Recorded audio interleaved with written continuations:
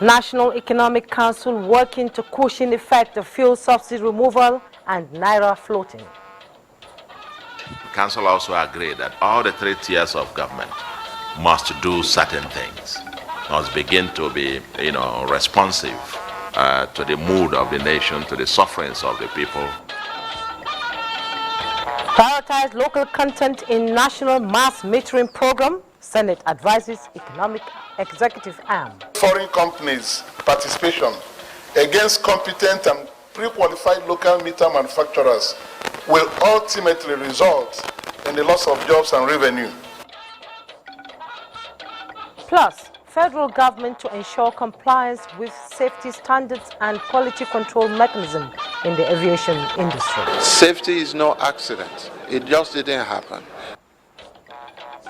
Hello and a warm welcome to NTA Network News. We're live in Abuja. I am Jummai Yusuf. Hingino John Adams joins me from Lagos. Thanks for joining us. The National Economic Council meeting currently holding, chaired by Vice President Kashim Shettima and state governors. The meeting, which is second since inauguration of the council by President Bola Tinubu, is focusing on ways to cushion the effects of fuel subsidy removal. The National Economic Council has received the report of the ad hoc committee constituted at its inaugural meeting to report on aggressive measures to be taken to address the effect of the fuel subsidy removal by the federal government. Vice President Kashim Shettima presided over the council meeting. The National Economic Council directs the National Emergency Management Agency and the Central Bank of Nigeria to release food items. We have some buffer stock that is already there with NEMA, and the council has directed the states will be allocated immediately substantial portion of food items, grains, and so on and so forth for distribution, so that the prices of foodstuff will come down and it will be given at a subsidized rate or at the rate at which it is acquired from NEMA, because it is free. Of course, CBN also, because of their Anchor Borrower program and the program they had in agriculture, they have a large stock of rice and other grains that are going to make available within 1 week. Some other measures taken include the implementation of cash award policy, ensuring the payment of outstanding liabilities, and funding of micro, small, and medium enterprises with single-digit interest rates. The council also agreed that all the three tiers of government must do certain things, must begin to be, responsive to the mood of the nation, to the sufferings of the people, and try to do something to ameliorate the impacts. Obviously, each acting in accordance with its own fiscal space, in accordance with its own capacity to do so. Reducing costs of governance and implementation of energy transition plan are also part of the recommendations. And in doing this, some principles were agreed to balance between investment and consumption. That if we have any fiscal surplus that is generated, that we must balance, have an appropriate balance between what part of it to consume in the immediate versus what proportion of it to invest for medium to longer term structural changes that we need to impact. But in the meantime, we must transit to that. That is why we are all going to be embarking on that transition from petrol to CNG. We in Ogun State have already started that. And you begin to see other states in the federation do the same. We are also starting our own, what we call e-mobility. All our Okadas and tricycles are also going to be running on electricity, and everybody's going to follow suit. So, yes, there's going to be some pain, but like they say, there's no gain without. The council also proposed the introduction and implementation of conditional cash transfer program by states and the FCT to reduce poverty, especially at the grassroots. That will be based on their social register of the states, because it is states, that are better positioned to do that enumeration, so they can ensure the integrity of the social register. If the federal government decides to do the same cash transfer, for example, we're recommending that they should do so using the framework of the states and local government that are nearer to the people. From the State House, Abdurrahman Usman Jibrila, NTA News. Meanwhile, the Progressive Governors Forum have reactivated plans towards maintaining the leadership strength of the party under the leadership of the acting national chairman, Abubakar Kyari. Chairman of the forum and Imo State Governor Hope Uzodinma says the governors have accepted the voluntary exit of the former national chairman Abdullahi Adamu and former national secretary Yola Omisre. Salu Gwanara reports. In their usual style and in the late hours, APC governors converged on the Imo State Governors Lodge for a closed-door meeting that lasted about 4 hours. At the end, the governors came out with a scorecard of the immediate past national chairman and national secretary of APC who voluntarily resigned. We commended the wisdom in what they have done, and they served us well in the party. We're happy with their services, and the party is united. There's no crisis in the party. They are happy. We also are happy. So we are in support of their actions, and we will continue to commend and respect and recognize the services they have rendered to our great party. They also deliberated on how to utilize resources to cushion the effects of fuel subsidy removal and promote economic growth. We are aware that the result of the removal of petroleum subsidy will increase the volume of money that will be received by us during the Federation account meeting. And we are working with federal government to ensure that the proceeds of that fact will be utilized in a manner that the citizens of the country are happy, the labor happy, we also, the practitioners happy, and also the economy of the country will be protected. Our economic managers supported to ensure that our solvency margin is not tampered with in the international market. Instead, it will be improved upon. The progressive governors are confident that the party is united and solicited the support of members at all levels. In Abuja, Saliu Gwanara, NTA News. To legislative matters now, as the senators passed a resolution urging the federal government to review the procurement criteria of the National Mass Metering Program by prioritizing local manufacturing and assembling.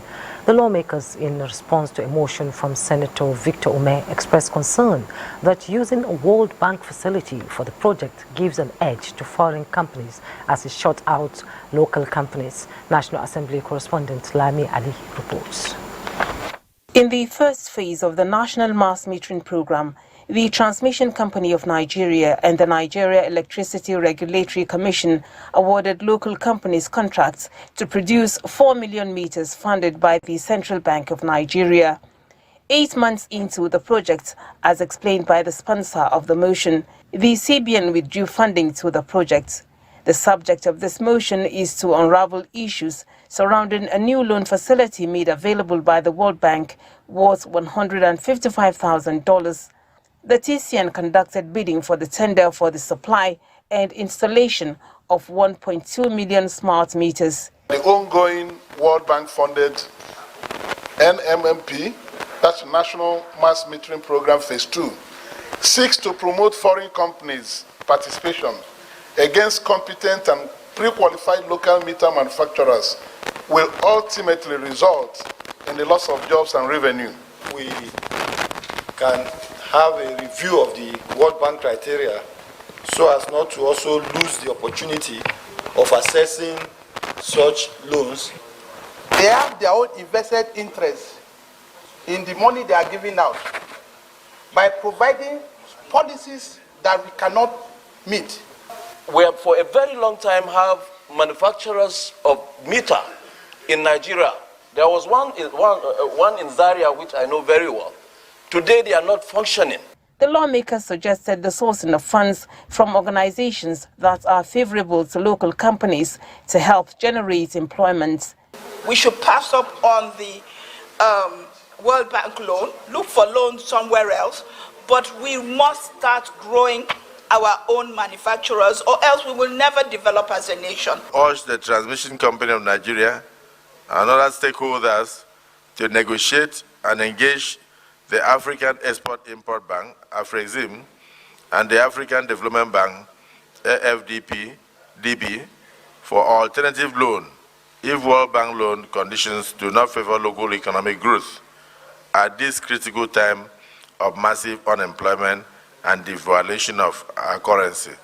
In another development, Senate, after a closed-door meeting, sets up an ad hoc committee to look into matters of internal and general security of the Nigerian Senate. From the National Assembly, Lami Ali, NTA News. Meanwhile, the House of Representatives has passed a resolution directing the National Electricity Regulatory Commission to suspend any proposed electricity tariff hike by distribution companies pending an interface with its Committee on Power on the issue. The House notes that the proposed increase is uncalled for given the inability of the operators to meet the contractual threshold of supplying 5,000 megawatts of power annually. National Assembly correspondent Mitere Ikben tells us more. For the lawmakers, the proposed electricity tariff hike by the distribution companies is not in the best interest of Nigerians. It is most inappropriate and insensitive to come up with a price increase of such magnitude at this time when Nigerians are yet to come to terms with the increase in petroleum prices. I'm sure that the discos or the gencos, in their wisdom, don't want to also increase tariff. Is as a result of the emerging economic realities where we have decided by law to privatize some of these sectors. If they want to increase the tariff to Nigerians, let them improve their facility. A bill to amend the Electricity Act 2023 scaled second reading and the motion seeking provision of a transmission substation in Kogi East was adopted. As strategic as this zone is to the state and the country, the zone cannot boast of steady and regular power supply. An ad hoc committee was mandated to investigate the reported use of adulterated aviation fuel by affected airline operators. Mr. Speaker, this is a very, very urgent national issue, in fact a crisis. When I saw the water pouring out of the tanks of that aircraft, I was scared. And it's endangering the life of Nigerians to investigate the increasing incidences of aviation fuel contamination, associated air travel risks. I agree that aviation fuel is supplied by a third party, but the airline too has a responsibility. That the airlines that have suffered this adulterated fuel be suspended, say aye. Those against, say nay. The nays have it. The House also condemned alleged favoritism and delay in capturing some federal government employees in the Integrated Payroll and Personal Information System, IPPIS. There are hundreds, if not thousands, of staff who were genuinely employed that haven't even been captured. Lawmakers were worried over alleged non-disclosure of balance sheets of some accounts domiciled in the central bank. Urge the Central Bank of Nigeria to disclose without further delay and following the required format all the interest and principal sums on the investments in the excess crude oil PPT royalty accounts. First reading. 20 bills passed first reading at Thursday's plenary, including the Central Bank of Nigeria Act Amendment Bill 2023. From the National Assembly, Mitaire Ikben, NTA News. To other matters, the federal government is already taking steps to put in place stringent measures to ensure compliance of operators in the aviation industry with safety standards and quality control mechanisms. Tope Alabi reports that this came up at a meeting of aviation stakeholders in Abuja following the recent reported cases of aviation fuel contamination in some parts of the country. Series of aircraft accidents have been recorded in Nigeria, with the recent being the escape of 143 passengers following Maxair crash landing in Abuja in May. Another recent incident was the NAF trainer aircraft crash, which occurred a few days ago in Makurdi with 0 death. This aviation stakeholders conference is to strengthen laws establishing the Nigerian Safety Investigation Bureau (NSIB), formerly the Accident Investigation Bureau (AIB), to properly investigate aircraft accidents and incidents in Nigeria, as well as prefer solutions to the plight of the victims.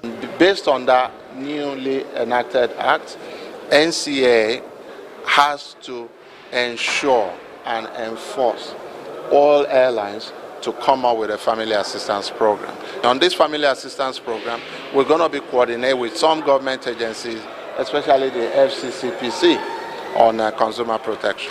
While the agency reports to the President through the Minister of Aviation, reviewing existing frameworks, therefore is seen to be apt. It's timely, it's important. I must commend NSIB. It's the way to go.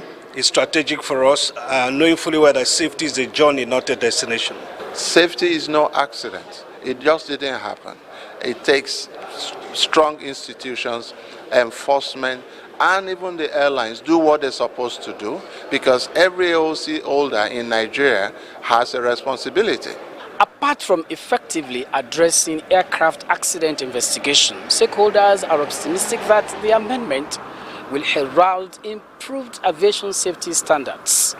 In Abuja, Tokwe Alabi, NTA News. You're welcome back.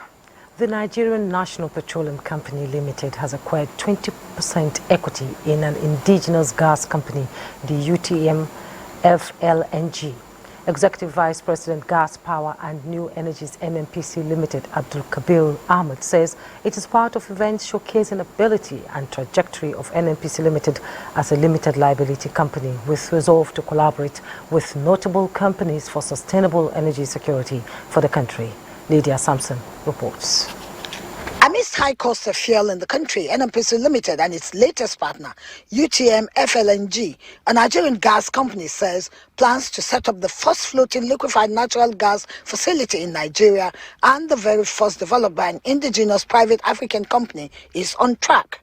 The partners agree that gas, a transition fuel, must be commercialized. Everything we do in Nigeria today we are seen as a gas country rather than an oil country.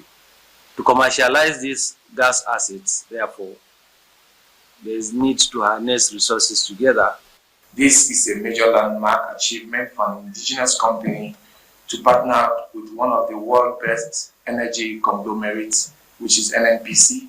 We are very proud to work with NNPC to deliver this first floating LNG. And this project has the ability to bring into this country 300,000 tons of LPG to support domestic requirements, and this is in line with the energy transition. The FLNG, they say, will, among other things, boost production and crash the cost of gas for domestic, auto, and individual use in the country. The facility also aims to leapfrog the national economy by producing an annual 1.5 million tons of liquefied natural gas for export, as well as 3,000 LPG metric tons for domestic market, in addition to creating thousands of jobs and investment opportunities in Nigeria.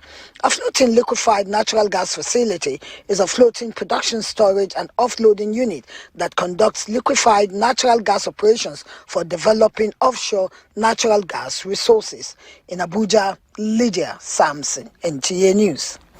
The Federal High Court sitting in Abuja has granted the prayers of the leader of the proscribed indigenous people of Biafra, Nnamdi Kanu, to have access to the medical doctor of his choice outside the facilities of DSS and all his medical records made available to him.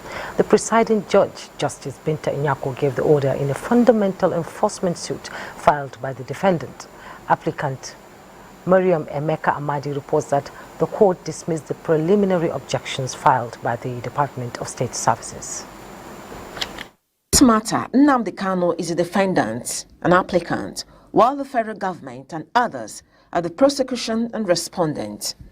In the suit, Nnamdi Kanu sought an order of the court to allow him unhindered access to his medical doctor while in the custody of the Department of State Services. At the previous hearing of this matter, the Office of the Attorney General of the Federation and Minister of Justice, as the prosecution respondent, challenged the jurisdiction of the court to hear the matter. In the defendant applicant's reply, his counsel, Mike Ozekome's son, told the court that the health of his client has deteriorated, alleging that the objections of the prosecution respondent in the matter to the order were against the Section 7 of Anti-Torture Act 2017. Ruling on the application, Justice Bintu Nyako ordered that Nnamdi Kanu is entitled to access to the medical doctor of his choice, and not doing so would amount to breaching of Section 7 of Anti-Torture Act 2017. The court also dismissed the objections of the prosecution respondent for lacking in merit. The court equally ordered that all the procedures of Nnamdi Kanu with his medical doctors should be supervised by the Department of State Services and recorded for security purposes. Miriam Emekamadi, NTA News. To economic matters now, 34 Nigeria development finance institutions led by the Bank of Industry say they are ready to provide more funding for Nigeria's development needs. This is as the federal, state and special development finance institutions converged on Abuja for their third annual general meeting. Benny Adams reports. Panelists here agree that Nigeria has funding gaps, while there is a lot of finance and capital from development partners across the world waiting to be accessed. Investors look to bring in their funding. They want to put it to good use and they want a return. Needful for us to have an environmental impact assessment report. Ensuring that you are stable in terms of how you manage the country's wealth would attract foreign investment.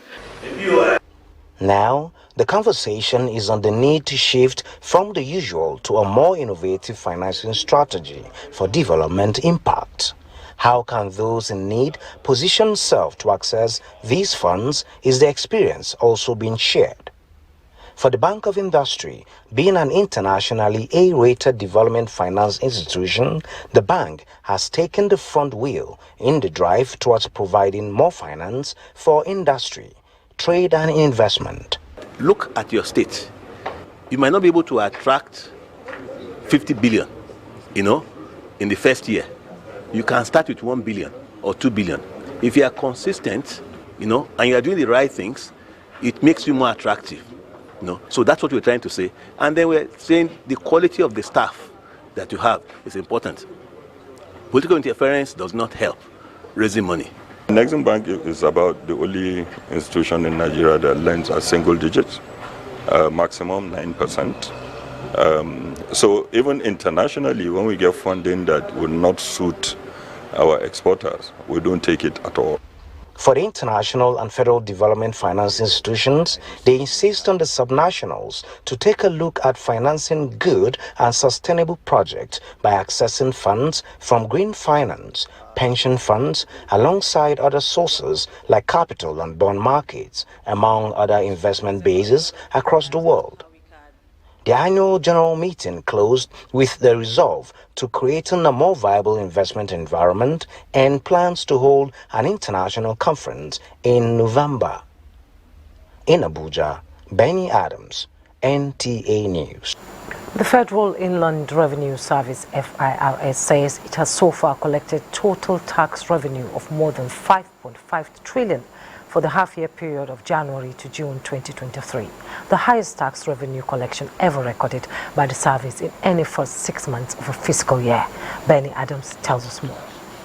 More than 5.5 trillion tax revenue collection is a cheering news from the executive chairman of the FIRS, Mohammed Nami, as he unveiled the 2023 to 2024 half-year collection report delivered at the National Economic Council meeting this Thursday. The report showed the FIRS has achieved more than 100% of its target for the first half of the year when compared with mid-year target of 5.3 trillion naira.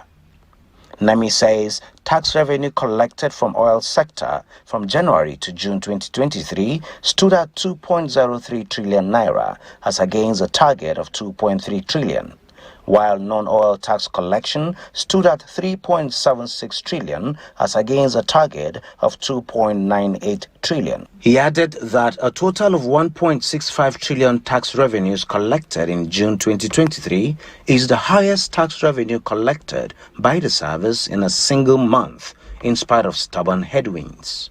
The second half of the year, we were very optimistic will be better, with the expected impact of the unification of exchange rates that Mr. President has introduced and directed CBN to do, which has now addressed issues of underreporting, that is, under translation of foreign currency tax collection by FIRS. In the past, because of the dual exchange rate or multiple exchange rate, our collections were always reported at the official CBN official rate as against the parallel market rate. Mohamed Nami appealed to taxpayers to voluntarily pay their taxes to enable government to provide citizens with their basic needs.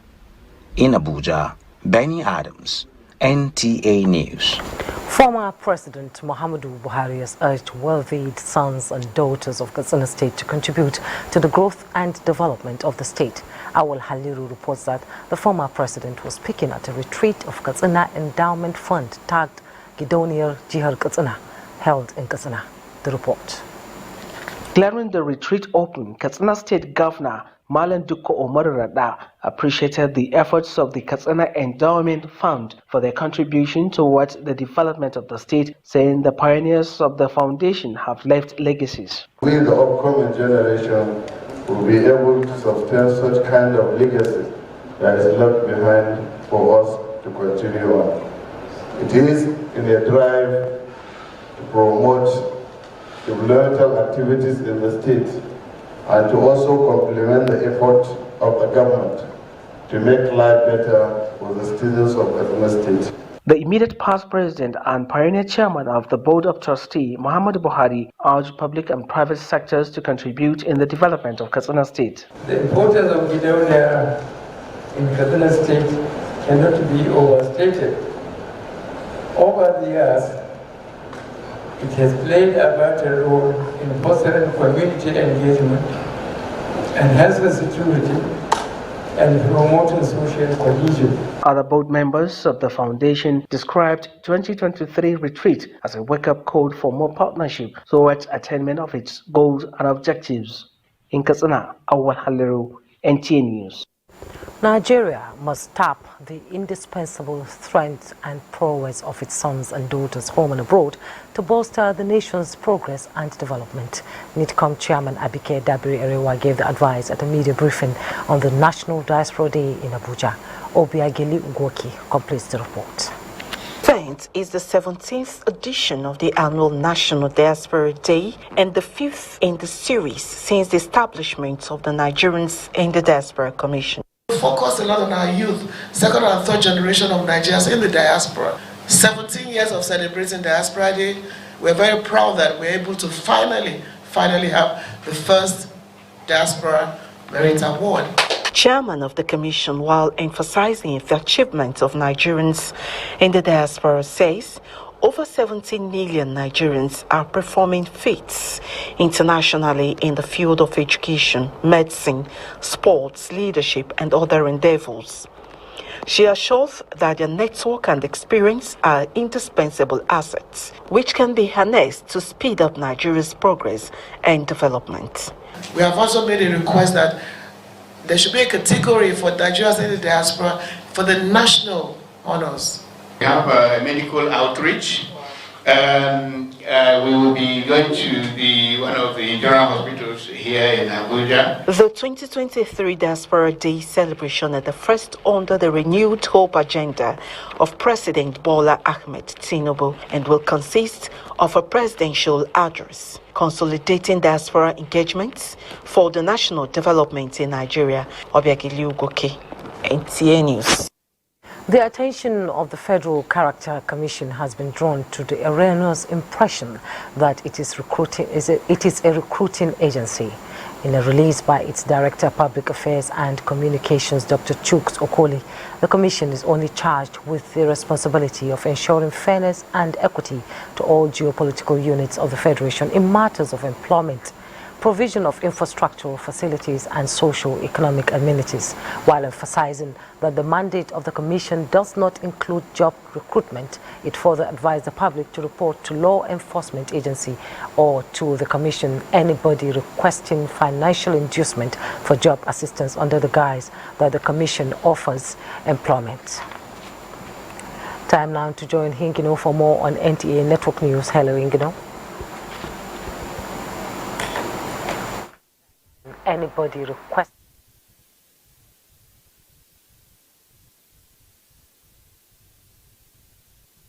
for more on NTA Network News. Hello, Ingino. With increase in cases of unregulated hawking of drugs and chemicalization of fruits, the National Agency for Food and Drug Administration and Control, NAFDAC, has promised to prosecute any individual or group caught in the web of such unwholesome practice. In matching words with action, the agency has begun a synchronized nationwide operation to that effect. Olumide Guntola reports. Urging the consuming public to report on safe. Beyond the routine guidelines and procedures for the regulation of food and drugs, the National Agency for Food and Drug Administration and Control is getting more practical this time, with focus on waging war against food and drug hawkers. This move was propelled by a recent trend showing the dangers their activities pose to public health and safety. The Director General, Professor Mojisola Deyeye, who was represented by the Director of Chemical Evaluation and Research, explained that the activities of drug hawkers are counterproductive to our robust healthcare delivery system, with the mandate to totally eradicate the practice. In enforcing its stance against this practice, the agency is not sparing the food hawkers, including fruit sellers, using calcium carbide for ripening purposes, alongside food vendors using chemicals to cook and preserve cow skin. The reason why we have to warn about pomo is that pomo actually presently has been contaminated with a lot of preservatives like formalin, which is a chemical that is used for embalmment, and it is formaldehyde. And that is why we are warning people that you should be very, very careful. All those pomo that you cannot be too sure of the source of it, you shouldn't engage in eating them. Especially the ones that they produce in this, they have in this country. They use tire to burn. And no, tire has a lot of very toxic chemicals that are in it. The agency affirmed that hawkers are major distributors and suppliers of narcotic medicine to criminal networks, which constitute serious threat to national security. In Lagos, Olumide Guntola, NTA News. It is a new era for data protection and privacy in Nigeria, with a notable shift from the old ways of handling data. This is evident in the Data Protection Act 2023, and the Nigeria Data Protection Commission, NDPC, has taken a step further to sensitize stakeholders on data privacy and protection in Lagos. That day clicks, they start calling all your friends, you're harassing your family members and the likes. The Data Protection Act will definitely address complaints like this, especially now that the global digital landscape is highly competitive. Data is the future, and the future is here. This, the Nigeria Data Protection Commission is fully aware of, and is leaving nothing to chance to ensure that the data of over 200 million Nigerians are protected. It will definitely attract foreign direct investment to Nigeria. Because a lot of countries now, when you don't have your data protection law and your data protection supervisory authority, they don't want to do business with you. With this law, we'll be able to cross that stage. Collecting this data and protecting this data is important. People won't be able to steal your identity. Your personal data, for instance, is like a key for you in the digital space. In this digital age, sensitizing stakeholders in all sectors, experts say, will make great impact. When we talk about health data of patients in healthcare facilities anywhere in Nigeria, even beyond the country, it is something that government needs to really protect. The coming of this law now, we will now begin to make stakeholders and decision makers look in the direction of being compliant. It seeks to protect individuals. It seeks also to protect even children who cannot ordinarily give legitimate consent on how you can get and use their own data. With rapid data transformation taking place globally, participants here believe that the sensitization workshop will help stakeholders flow with the trend. Time now for some messages. The news will be back with Jummai in a... You're watching NTA Network News. Remember Ebola? It was the first time when fear lodged close as a neighbor in recent history. And it took a toll on the lives of Nigerians as it did in other parts of Africa where the dreaded disease plagued lives. Well, it's been 9 years, and Oluseyi Adebonan revisits the events that shared its outbreak in Africa and how Nigeria marshaled its health sector to promptly defeat the epidemic amongst other diseases and outbreaks and threats of future epidemics.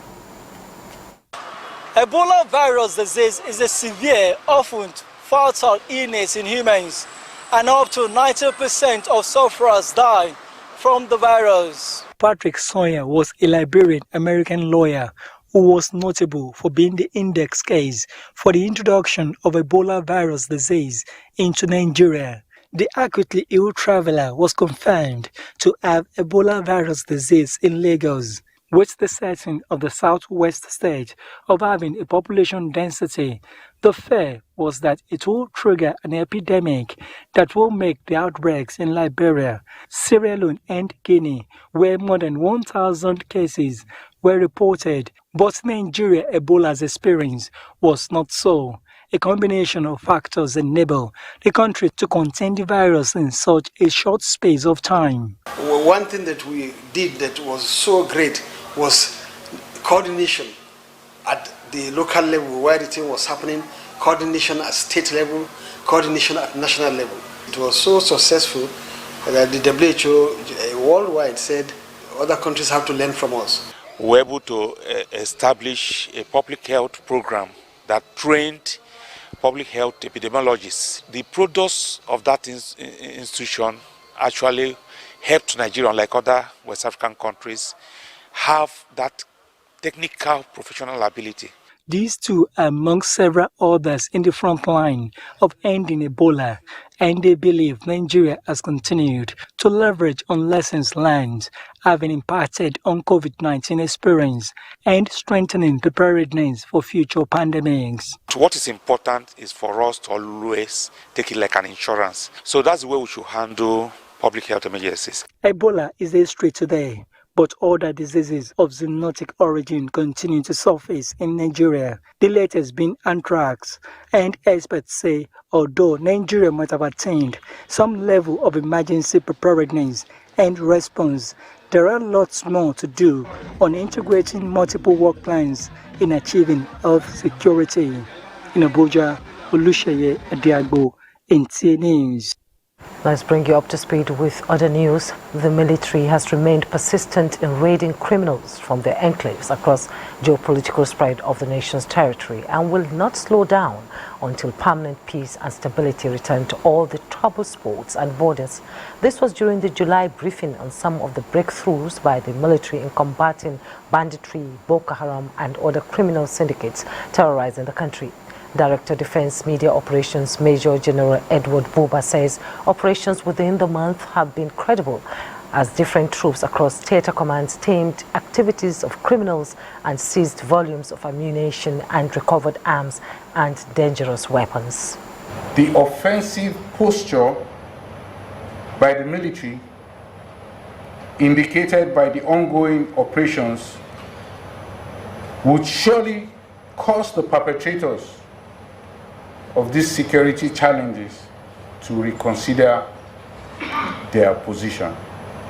In the course of operations, you would have observed that the military received support, such as tip-off, intelligence, cooperation and synergy, among others. This is to indicate that the security challenges confronting us require a collective effort.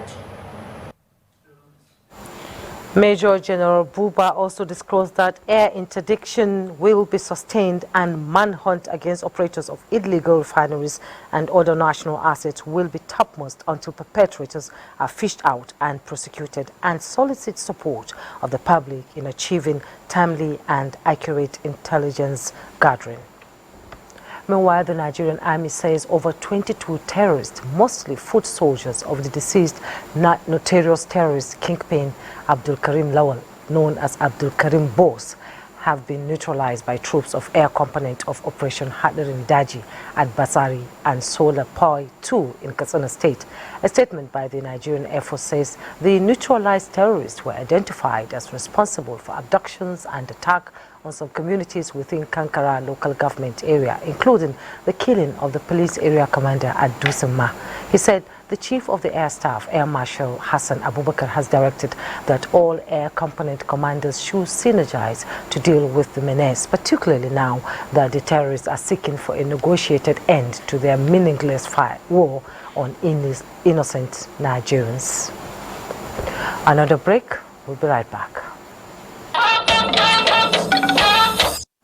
Yeah, welcome back. Let's take a look at happenings in the world of sports. Celebrated writer and author Professor Kole Omotosho describing his demise as a great loss to Nigeria and Africa and the entire world. In a statement by his special advisor, Special Duties, Communications and Strategy, Dele Alaki, the president said Professor Omotosho's contributions to academic development would not be forgotten in a hurry. Offering his condolences to his family, friends and associates, Professor Omotosho recently passed away in South Africa. That's been Network News for tonight. Thanks so much for watching. I am Jummai Yusuf.